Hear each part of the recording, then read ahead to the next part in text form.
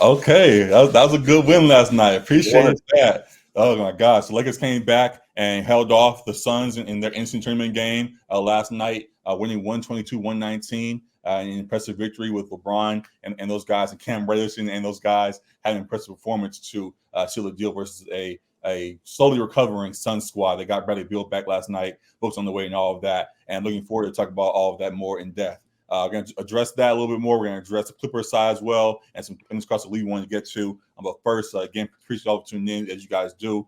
Continue to like, rate, subscribe, all that for the show. Also, again, we've been noting we just partnered with LA Sports Report to bring you guys more in-depth coverage of what's going on across our city here. Make sure you tune into that. Make sure you follow them online. And we're excited to bring you guys stuff both in studio, you see there, here as we continue to do, and all of that continuing to build upon on the way. So great stuff there. Now back to the Lakers, man. Cam Reddish and them boys got the job done last night. Alec, what do you think about our Lakers squad getting the job done versus the Suns?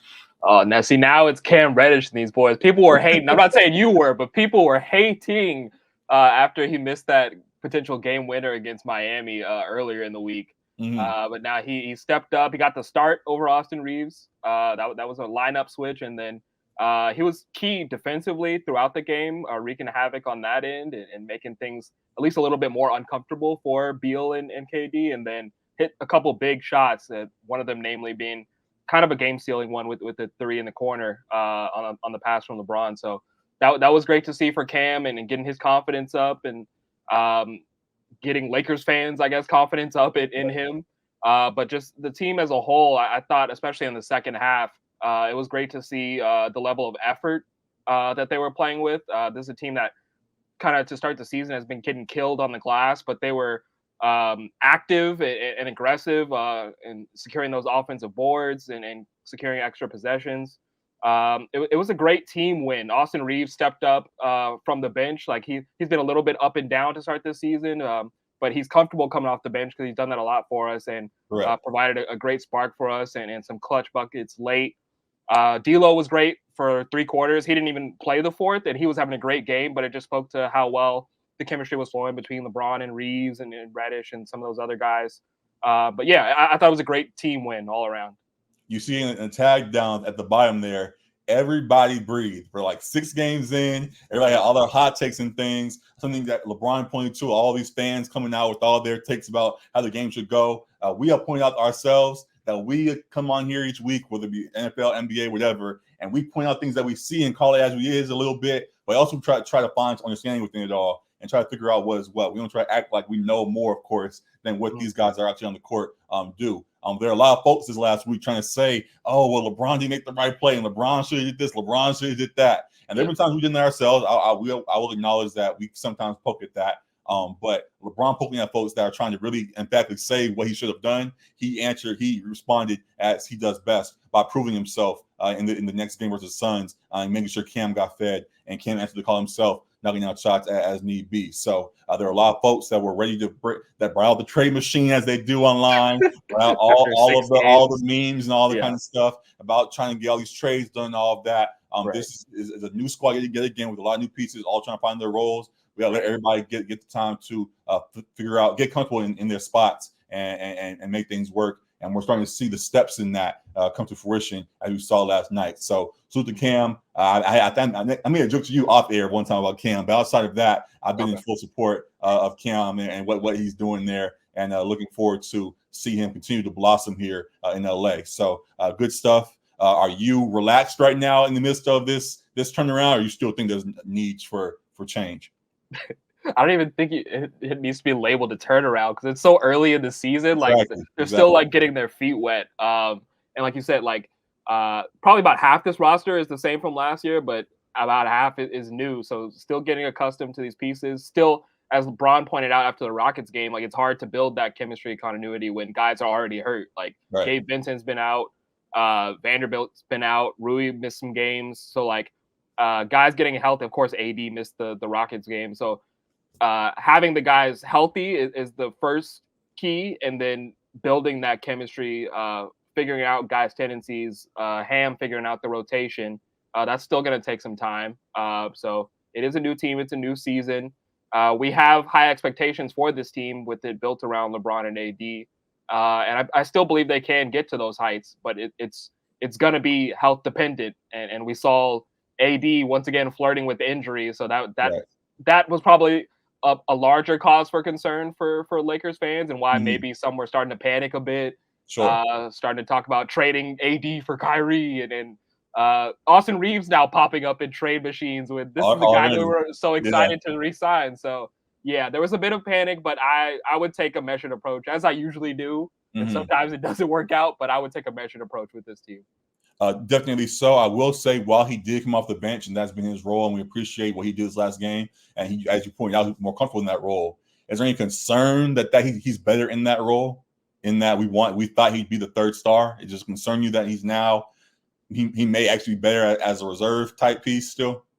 I wouldn't say concern, because regardless of who's starting, like, it's who's finishing the game, and I think him and LeBron were a great tandem, like, to finish that game. Much of that run that they went on in late third, early fourth quarter was with AD and D'Angelo Russell on the bench, and Reeves and Bron kind of playing two-man game with Reddish out there and others. So I think as long as the chemistry is there, like with the stars, and he can play off them as well as he has, and we saw him do in the playoffs, I don't think there's concern whether or not he's coming off the bench or starting. I don't think that matters to him, and I don't think that matters to our success whether or not, like, he's starting or the solidified third star, right? Like right now, it's going to be a combination of guys between him, D'Lo. Maybe there is a trade made at some point, but I think we both preseason kind of felt like they're still kind of missing that, like, solidified third guy, and we're kind of unsure if Reeves can be that. I think I'm still in a similar mindset where I think he could do it some nights. I think D'Lo can do it some nights, but I don't think I expect either of them to be like the every night third piece kind of thing. I think it'll be a bit of a committee there. Got it. Folks want some sort of continuity and some kind of assurance when they're sharing a third guy. So having a sure third would be nice, but having multiple guys that can step into that role, as you said, depending on the night, and as long as it results in a win at the end, I think we'll all be happy. So yeah, I'm cool with Reeves. I'll ask the question, but yeah, I'm cool with Reeves myself. Coming off the bench if need be. D'Lo, if he steps up, is great and is appreciated, and we'll see how things go with that. Things go on.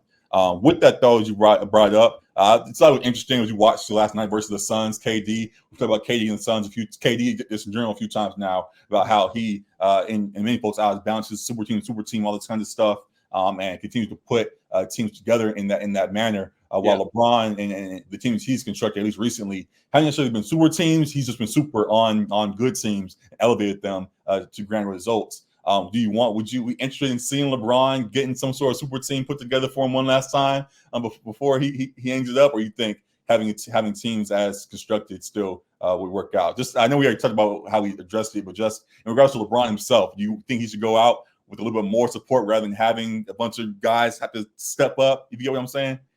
No, yeah, I don't think so. I think we've kind of seen that the formula has been more successful when it is a two-star formula with guys stepping up into that third role, and just role players, and especially for LeBron, like, he needs shooters around him.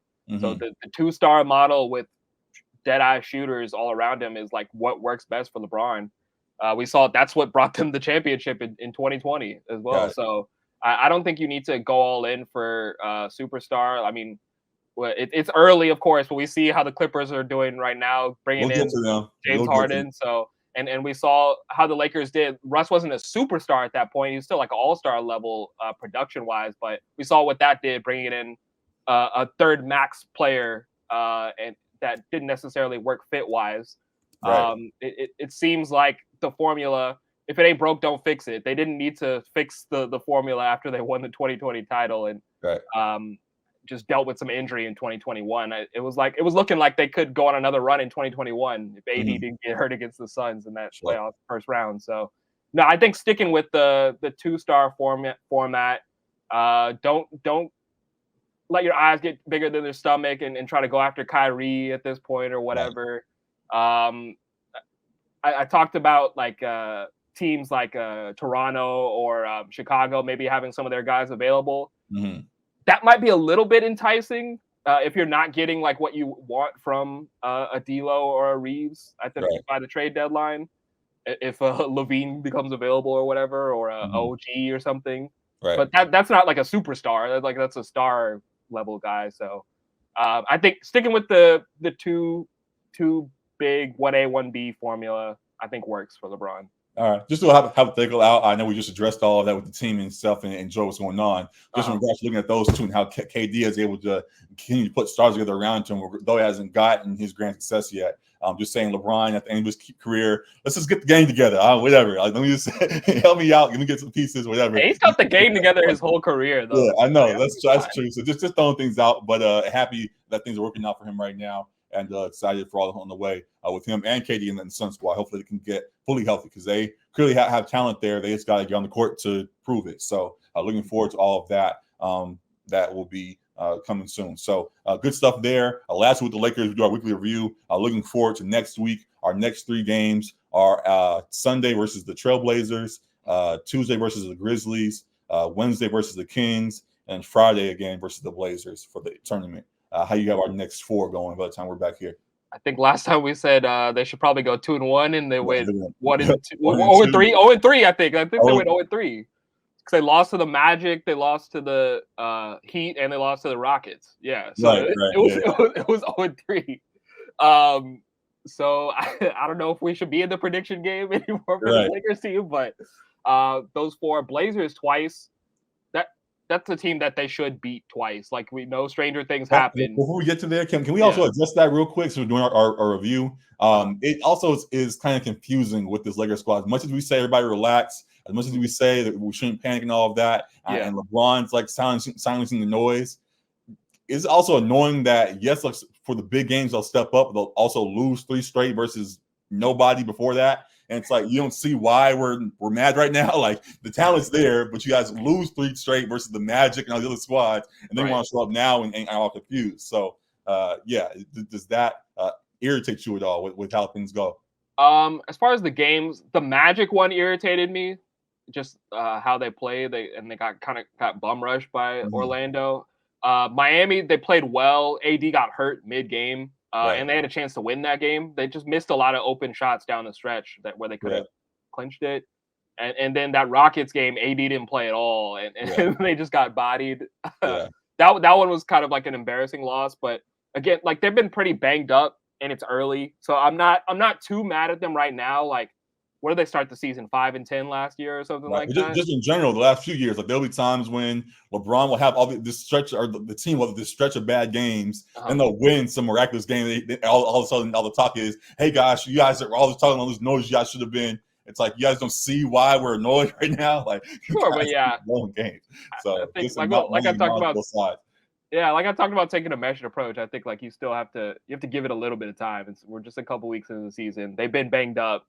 Of course, like, that can't continue to be an excuse for AD. Like, if AD is going to miss time, like, we've seen that for years. So that is what it is. But yeah, I think we shouldn't be upset at them kind of finding their footing a little bit when guys are missing time, because we see when they are healthy that they are competitive with most any team in the league. So yeah. That's last thing that came to mind. Then we'll go back to our schedule look. Before the season, you had them projected as top 4. You still think that's possible, or you think they're going to just kind of be more middle of the pack now with how things have gone so far? I still think that's possible. I think like 1 through 10 or 11 in the West is going to be shuffling for a good portion of the season. I think the Nuggets are probably pretty solidified at the top. But I think the Suns will probably move around as the Lakers are, just with their not being healthy all the time. Right. The Warriors probably stay higher. But as far as those other teams, like Wolves, Clippers, Mavericks, I think these teams are going to like shuffle a bit throughout the season. And I can still see the Lakers like finding their groove and being about I think I had them 4, like being about a 4 seed, like, which is still kind of middle, I guess, of the West, but upper middle of the West. Like I still see that for them. I think we weren't excited about them in the offseason for a reason. Like, we shouldn't all of a sudden, because they struggle a bit out of the gate, suddenly say like like you said, fire up the trade machine and everything. Right. We were excited about this team because they made good offseason moves. They built a roster around LeBron and AD that seems to be a great fit. So let them figure things out, and I think they will get there. Got it. All right. So yeah, excited for all that's on the way. And then again, back to the schedule. You should say how many games are winning this week? Let's see. You said Blazers twice. Blazers, Sunday Blazers, Tuesday Grizzlies, Wednesday Kings, Friday Blazers again.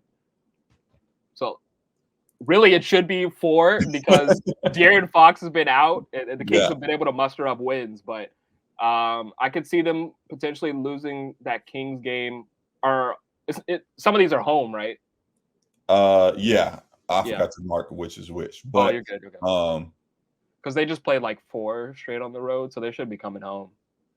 But yeah, I'm gonna confidently say they win. The next 3 are at home, and then Friday at the Blazers is in Portland. I'm gonna say I think they definitely win the in-season tournament game. Like, as much as we may have had concern about how much players care about it, like I think all these games have been pretty good beyond that Clippers one where they just got embarrassed. But all the games across the league for in-season tournament games have been like within 5-7 points. And I think the Lakers for sure take care of that. I think they take care of them at home as well. So that's 2. I can see them losing to the Kings. And they should beat the hell out of the Grizzlies because the Grizzlies have been one of the worst teams in the league. Right. So I want to say 3-1, but the Lakers have a tendency at times to stumble a bit. So I'll say 2-2. One of those games they kind of stumble. Sounds about right. I was checking just now to see if LA Sports Report posted our AD talk that we had. They haven't posted it yet. As time passes, I get more concerned about the reaction to that. We'll see what happens when that talk comes out for you guys. But yeah, 2-2 sounds about right. I would love for it to be higher because we see what this team can be when things go well. And looking forward to see if they continue to live up to that as the season goes along. So yeah, a lot of fun stuff there. Got some more things to talk about across the league, but for now, that is it. Let us know what you think about our Lakers squad right now in the comments and all of that. And we should let's get real soon. So that is it on one side.